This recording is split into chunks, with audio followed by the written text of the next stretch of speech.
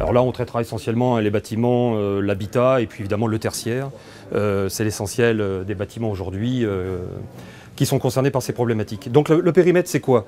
Évidemment, c'est les matériaux, le savoir-faire, les dispositifs électroniques, donc tous les équipements et systèmes, on y reviendra tout à l'heure quand tu parleras de l'énergie management, qui composent le bâtiment et qui pilotent l'énergie. Et puis évidemment, tous les services que l'on peut associer à ces produits qui sont évidemment source de business pour un certain nombre d'entreprises. Il faut distinguer évidemment, mais ça vous le savez probablement, la performance énergétique passive, donc qui concerne l'enveloppe du bâtiment, de l'active, qui sont donc, comme je le disais tout à l'heure, les équipements de régulation de l'énergie à l'intérieur du bâtiment. Les cibles sont importantes parce que il faut bien savoir de quoi on parle. Aujourd'hui, la cible, c'est essentiellement le bâtiment à rénover. On renouvelle 1% du parc en France actuellement par an. Donc, comme je le dis, j'ai pour habitude de le dire, il faudrait en gros un siècle pour renouveler l'intégralité du parc. Donc vraiment l'enjeu, il est sur l'ancien, clairement. Et puis, il est plus facile de mettre des équipements ou des matériaux vertueux dans du neuf, évidemment, puisqu'on a toute latitude en termes de décision, alors que dans l'ancien, on peut avoir un certain nombre de contraintes diverses et variées, la place, etc., j'en passe et d'autres. La typologie du bâtiment. Les verrous à lever sont essentiellement de deux ordres, évidemment financiers, comme dans tout domaine, l'argent c'est le nerf de la guerre. L'énergie a un coût relativement faible en France, même s'il est toujours trop cher quand on paye notre facture d'électricité, mais quand on compare à nos voisins européens ou nord-américains, le coût de l'énergie est faible. Donc évidemment, finalement, peu incitatif quand on doit faire des travaux, pas forcément un critère dominant. Et puis la dépendance du marché au cadre réglementaire, là on a un marché qui est hyper réglementé, donc ce qui tire le bâtiment et son évolution, quel qu'il soit, c'est la réglementation. Là, comme un certain nombre de marchés, mais je crois que c'est dans celui-là où c'est le plus marqué avec les RT, la RE 2020, les RT 2012 et 2005. Le parc de bâtiments, le parc immobilier en France, il est réparti assez équitablement en 3 tiers. Un tiers de bâtiments construits avant la Seconde Guerre mondiale, excusez-moi, avec une performance énergétique plutôt classée D. Alors l'unité de grandeur, c'est le kilowattheure par mètre carré et par an. Ensuite, bâtiments 30 glorieuses, fin de Seconde Guerre mondiale.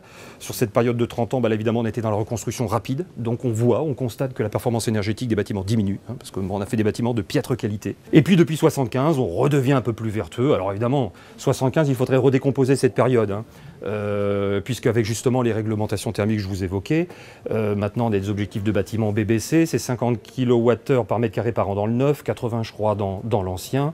Voilà, de là dire que c'est ce qu'on disait tout à l'heure, que tous les bâtiments l'atteignent, c'est un autre débat, mais l'enjeu il est là. Et la réglementation elle est à ce niveau-là. Donc vous voyez qu'aujourd'hui on tend quand même vers le A et le B sur les bâtiments qui sont évidemment construits récemment, et heureusement parce que ce serait problématique si ce n'était pas le cas. Chiffre clé, le bâtiment, donc c'est 40% de la consommation totale d'énergie. 3 gros secteurs, vous savez, transport, bâtiment et industrie. Industrie, j'en parlerai en fin de présentation. Donc voilà, 40%, on est sur les enjeux, là on voit qu'on est vraiment sur des enjeux colossaux, et 25% des émissions de CO2. Les usages de l'énergie dans le bâtiment, ils sont divers, mais les deux principaux, c'est évidemment le chauffage, de très loin le premier, avec toutes les palettes de chauffage que vous connaissez, diverses et variées, et puis l'eau chaude sanitaire, le chauffe-eau. Si vous avez une décomposition de votre facture, c'est les deux secteurs qui consomment le plus. Et puis les leviers d'action, évidemment, c'est l'enveloppe du bâtiment, ça va de soi. La gestion automatisée de l'énergie, j'en ai parlé, et quand même un sujet dont je n'ai pas parlé, c'est l'intégration des énergies renouvelables, c'est-à-dire le bâtiment producteur. Alors justement, quand on part des 3 solutions évoquées à la fin de la slide précédente, on voit qu'on a une relation inverse entre l'économie d'énergie qu'on peut réaliser et puis le retour sur investissement. C'est-à-dire soit on part du bas, en bas à gauche, avec des instruments dont le but est la mesure et l'affichage uniquement. Vous en prenez connaissance et après vous agissez dans vos comportements. Et là, évidemment, on est sur des coûts faibles, 1 ou 2 ans, mais des économies d'énergie qui sont aussi à 10 ou 15% relativement contenues, faibles. Soit vous entrez dans des systèmes qui prennent la main sur l'énergie, et puis dans ce cas-là, ils vont au-delà de la mesure, mais ils gèrent aussi le système pour votre compte. La pièce est-elle occupée, par qui est-elle occupée, etc. etc. Maintenant, il y a beaucoup de convecteurs qui se vendent avec des capteurs de présence humaine. Donc, voilà, et puis ils se régulent à la hausse ou à la baisse si la pièce est occupée ou pas. Là, évidemment, on est sur des systèmes plus intelligents, donc plus chers, avec des retours sur investissement plus élevés, mais évidemment avec une efficacité supérieure en termes d'autonomie énergétique, d'économie d'énergie. Et puis le troisième domaine, qui est le plus cher, mais qui est évidemment le plus efficace, de loin, c'est l'enveloppe, le travail sur l'enveloppe. Nos amis allemands en particulier l'ont bien compris. Là, on peut avoir des économies d'énergie jusqu'à 40%. Mais évidemment, vous ne rentabilisez pas votre investissement sur 5 ou 10 ans, on est sur des durées beaucoup plus longues. Pour vous donner un ordre d'idée, très longtemps, il n'y a pas eu de réglementation thermique sur le neuf. C'est-à-dire qu'on pouvait construire un peu comme on voulait. La première réglementation thermique est intervenue avec le premier choc pétrolier en 1974. Elle est tombée totalement en désuétude dans les années 80, puis elle a été réactualisée à la fin des années 90 quand on s'est posé la question du réchauffement climatique et de la diminution de nos émissions de gaz à effet de serre. Et on a activé donc une RT 2000 qui, grosso modo, nous demandait de construire un bâtiment neuf qui était à peu près à ce niveau de performance-là. Puis est arrivée la RT 2005 qui nous demandait de construire un bâtiment neuf qui était à peu près à ce niveau-là. Et puis est arrivée la RT 2012 qui est celle qui est aujourd'hui encore en activité, qui nous demande de construire un bâtiment qui consomme moins de 50 kWh du mètre carré. Aujourd'hui se met en œuvre une RT, enfin non, c'est plus une RT, c'est une réglementation environnementale 2020. C'est une prolongation d'une expérimentation qui s'appelait l'expérimentation E+C-. C'est-à-dire qu'on part du même principe, c'est-à-dire que tous les bâtiments devront consommer moins de 50 kWh du mètre carré. Ils auront dans ce cas-là une note E1. Donc E pour énergie, C pour carbone. Donc E1, ce sera le niveau minimal de performance attendu pour l'énergie. Et puis pour monter jusqu'à E4. E4, ce sera un bâtiment qui consommera beaucoup moins d'énergie qu'il n'en produit. C'est-à-dire qu'il produira de l'énergie photovoltaïque, de l'énergie thermique, de l'énergie géothermique, mais il en consommera très très peu. C'est-à-dire qu'on réduit les besoins en énergie, donc on fait des bâtiments frugaux et exemplaires, et on augmente la capacité d'énergie renouvelable. Et puis on a intégré cette nouveauté qui est la préoccupation du carbone. C'est-à-dire que votre maison et tous les matériaux qui la composent ont une durée de vie, un cycle de vie, qui va de la production du matériau jusqu'à son recyclage. Et donc la notation C va prendre en considération cette problématique-là. Le but, c'est d'amener quelque chose de vertueux dans le processus de fabrication et de construction. Et puis, quelque part aussi, c'est la possibilité de développer des filières locales de chanvre, de paille, de bois ou de matériaux dits biosourcés qui sont produits sur le territoire pour être installés dans le territoire. Donc, quelque part, c'est de la démondialisation. Et quelque part, un petit peu grâce à ça, on va pouvoir arriver à un système beaucoup plus vertueux et moins dépendant de la Chine. Ça, c'est pour le neuf, 1% des bâtiments. D'accord ? Par contre, ce qui est l'ancien, 99% des bâtiments, il y a une nouveauté qui s'appelle le décret tertiaire. Donc, le décret tertiaire a été publié le 1er octobre 2019. C'est une révolution. C'est une ambition sur 3 décennies. C'est-à-dire que pour tout bâtiment à usage tertiaire, école, administration, entreprise, tout, sauf ce qui est purement agricole et industriel. Et encore, quand c'est industriel, il y a une partie du bâtiment qui est tertiaire, ça l'intègre.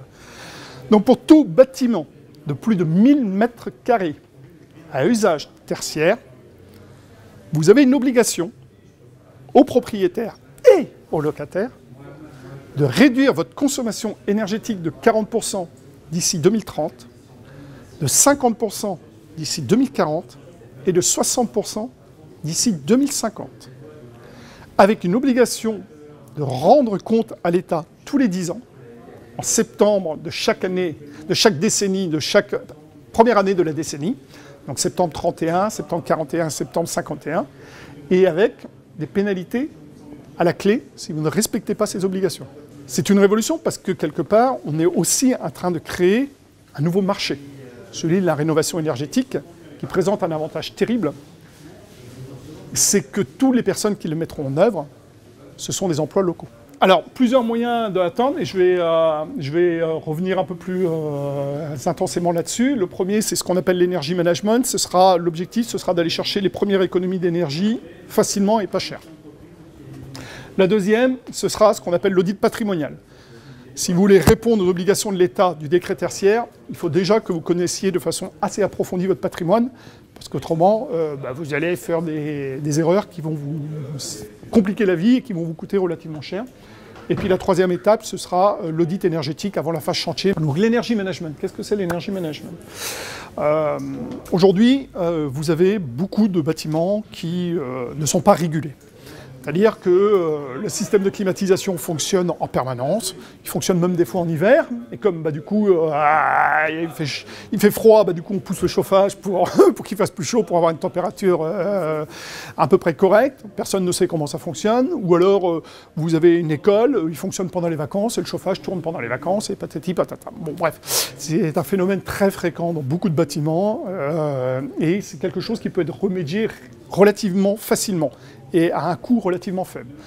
Vous faites faire une visite par un bureau d'études thermiques ou un thermicien, ça peut être fait en interne ou en externe, selon les compétences que vous avez, qui va aller voir les installations, qui va voir leur régulation et qui va faire en sorte que le chauffage dans les écoles est fermé le vendredi à partir de 16h, on le coupe, et on le réactive le lundi matin à partir de 5h, de façon à ce que les enfants arrivent en classe et qu'ils aient chaud. Et donc aujourd'hui, ce qui existe, outre la surveillance des consommations via les factures, donc qui se fait relativement facilement, il y a ce qu'on appelle de l'energy management, c'est-à-dire que vous instrumentez vos bâtiments avec des petites sondes, des sondes de température, des sondes d'hygrométrie, mais ça peut être aussi des sondes de départ électrique, des départs de gaz, etc. Il y a plein de petits Internet des objets, donc on appelle ça de l'IoT, qui existent, qui sont faciles à mettre en place, qui sont non intrusifs, c'est-à-dire que vous n'avez pas besoin d'aller percer des trucs ou pas, c'est facile, et qui sont connectés directement et envoient les données en continu et en permanence. Et donc vous avez derrière un Energy Manager qui, derrière son bureau, reçoit les données, reçoit les alertes. La deuxième, c'est la connaissance de votre patrimoine. Donc, la première chose à faire, plutôt que de se lancer dans des choses qui coûtent relativement cher, c'est déjà de commencer par un petit diagnostic de son patrimoine. Donc ça passe par une visite, donc par un ingénieur qualifié qui va aller visiter votre bâtiment, qui va en profiter pour voir quels sont les bâtiments qui sont soumis à la législation du décret tertiaire et ceux qui ne le sont pas soumis, qui va faire un état des lieux de la vétusté de vos bâtiments et qui va les classer selon leur vétusté, qui va faire un examen de vos factures énergétiques et un examen physique de vos bâtiments et qui va les classer aussi selon leur performance énergétique, et ensuite va bâtir une cartographie de votre bâtiment. À partir de cette cartographie de votre bâtiment, il est capable d'en extraire une échelle et puis une échelle de dépenses engagées pour respecter le décret tertiaire, il est capable de vous bâtir un plan pluriannuel d'investissement. Et c'est ce plan pluriannuel d'investissement que vous allez devoir déposer sur la plateforme Opérate pour le 30 septembre 2021. Et ça, le coût est relativement simple et ça vous permet de répondre aux attentes du gouvernement. Il va vous dire ensuite quelles sont les études complémentaires à prévoir, parce qu'il va cibler les bâtiments pour lesquels il faudrait faire des études complémentaires et pour lesquels il faudrait faire des travaux pour atteindre les 40%. Parce qu'il ne faut pas se leurrer, avec de l'énergie management, vous allez économiser 10-15%, mais vous n'économiserez pas plus. Pour arriver à réduire votre facture énergétique et votre consommation énergétique, de la baisser de 40%, d'ici 2030, il va falloir faire des travaux. Et puis pour tous les bâtiments que vous avez identifiés comme ceux qui vous permettront d'atteindre cet objectif fixé par l'État de réduction de votre consommation énergétique d'ici 2030, vous allez faire ce qu'on appelle un audit énergétique. Donc là, c'est une étude plus poussée de votre bâtiment, une investigation approfondie de votre bâtiment. On mesure l'enveloppe du bâtiment, on regarde tous les systèmes qui composent votre bâtiment, le chauffage, la ventilation, la climatisation, etc. etc. Et donc, ce bâtiment est ensuite modélisé d'un point de vue thermique. Il est modélisé notamment en simulant des conditions caniculaires, donc en simulant les problèmes de demain. C'est-à-dire qu'on va aller simuler 3 semaines de canicule et on va voir comment réagit votre bâtiment et combien de jours par an vous aurez une zone d'inconfort. La zone d'inconfort, c'est au-dessus de 26 degrés. Et donc, à partir de là, on détermine des préconisations à mettre en œuvre pour réduire ces zones d'inconfort, pour réduire votre facture énergétique. Et on vous donne les chiffrages, on vous donne le prix de ces travaux, on vous bâtit un scénario, réduction, imaginons, de 40%, réduction de 50%, réduction de 60%, et vous pouvez arbitrer, et vous avez surtout les moyens de décider quels investissements vous allez lancer dans les 2 ou 3 années qui suivent cet audit énergétique. Là, on a parlé efficacité énergétique, performance énergétique dans les bâtiments tertiaires. Dans l'industrie, c'est un cas un peu particulier, puisqu'il y a l'efficacité énergétique du bâtiment stricto sensu, mais aussi des usages du bâtiment, notamment du process industriel. C'est le troisième poste de coût dans l'industrie. Alors ça, c'est important, c'est même très important, c'est même fondamental, puisque, bon, évidemment, le premier, c'est la main-d'œuvre. Le deuxième, en fonction des secteurs, c'est en tout cas en moyenne la matière première. Et le troisième, c'est l'énergie. Et c'est d'autant plus important que c'est un facteur de compétitivité pour la France. Les leviers d'action, évidemment, il y en a 3. Le comportement, ça va de soi, du dirigeant, mais aussi de ses collaborateurs, organisationnel. Donc parfois ça peut passer par l'optimisation, le changement intégral de l'organisation du process de production. Et puis technique, ça va de soi, c'est la lutte contre la vétusté et l'obsolescence des outils. Et enfin, et je terminerai là-dessus, les usages de l'énergie sont aussi innombrables, même plus diversifiés que dans le bâtiment. Parce qu'évidemment, il y a le bâtiment en tant que tel qui utilise de l'énergie, alors toujours pareil, chauffage, éclairage et j'en passe, comme dans un bâtiment classique, tertiaire ou autre, mais évidemment après il y a le process qui lui-même utilise l'énergie. Et là on voit que l'utilisation d'un process, ça peut être évidemment pour les forces motrices, donc toutes les motorisations des machines, les pompes, les systèmes de production de chaleur, après les réseaux divers et variés, comprimés, vapeur, enfin tous les entrants dont on a besoin pour l'activité de production en tant que telle. Et quand on regarde sur cette planche-là, la suivante, effectivement, l'énergie donc produite, elle est dispatchée en fait entre un tiers où elle va dans les utilities, c'est-à-dire la fameuse production, comme je vous disais, d'air comprimé, de vapeur, enfin évidemment en fonction des systèmes industriels, de froid et autres et j'en passe. Alors évidemment c'est très variable si vous êtes dans le domaine du frigorifique ou autre, ça va de soi, l'agroalimentaire, c'est bon voilà. 2 tiers dans les procédés, c'est-à-dire c'est le process industriel en tant que tel, sa consommation d'énergie. Donc la répartition est quand même importante, il est important de l'avoir à l'esprit. Et puis il y a une part d'énergie considérable qui est perdue, qui va en rejet. Et là, le meilleur exemple, c'est celui que j'ai pris, c'est celui de la production de chaleur, de la fameuse chaleur fatale dont on a parlé ce matin en plénière. 17% de la consommation dans l'industrie est perdue sous forme de rejet de plus de 100 degrés. Donc les questions, il y a des vrais enjeux. Comment pourrait-on récupérer cette chaleur fatale? Comment pourrait-on la valoriser? Pour quel usage pourrait-on l'utiliser? L'entreprise, évidemment, là, sur ces sujets-là, il y a des progrès absolument colossaux à réaliser.